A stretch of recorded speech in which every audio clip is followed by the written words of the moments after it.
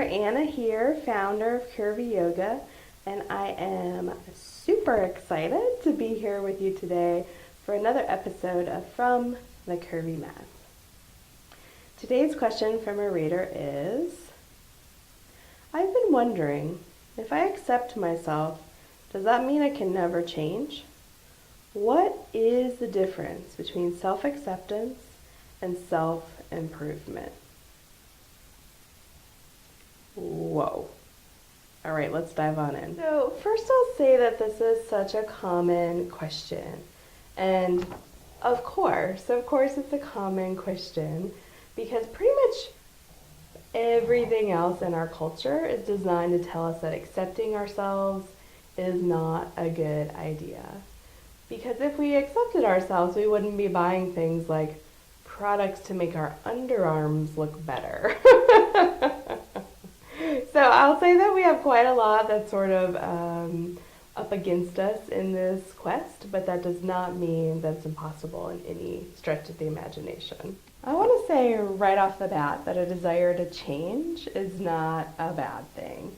I think there can kind of be a black and white in the self-acceptance community, like you either totally accept yourself in every single moment and you never change anything, or you're on the dieting bandwagon and changing everything about you possible.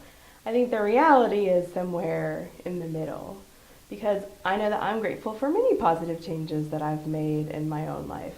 Better communication, better self-awareness. So if I never changed, if acceptance meant being static and complacent, then I wouldn't have those positive changes. So I don't want us to mix up change equals bad, because that can be confusing and just, I think, ultimately not helpful. Okay, so now that I've got that little disclaimer out of the way, I'll say that for me, self-improvement is contingent on self-acceptance.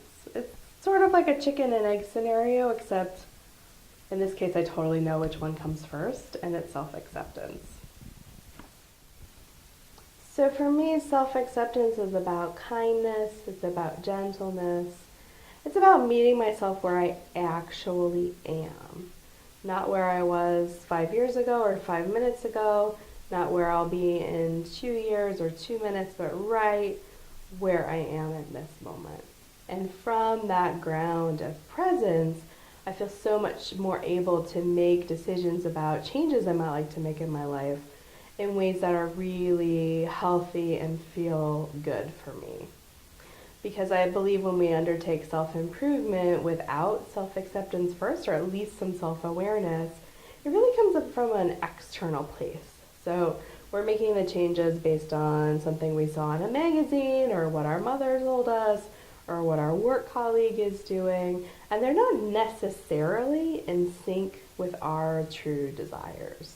So when we have acceptance first, we can really make changes that make sense and that are more lasting for us. And that's going to be different for each person. So now I'd love to hear from you. What do you think the difference is between self-acceptance and self-improvement? Thanks for being here. You enjoyed this video. If you know somebody else who you think would be interested, I would love for you to share it on Facebook or Twitter. Come hang out with me on the Curvy Yoga Facebook or Twitter page. And if you'd love a little more Curvy Yoga in your life, go to my website, sign up, and you'll get 2 free chapters of my book, Permission to Curve. Bye!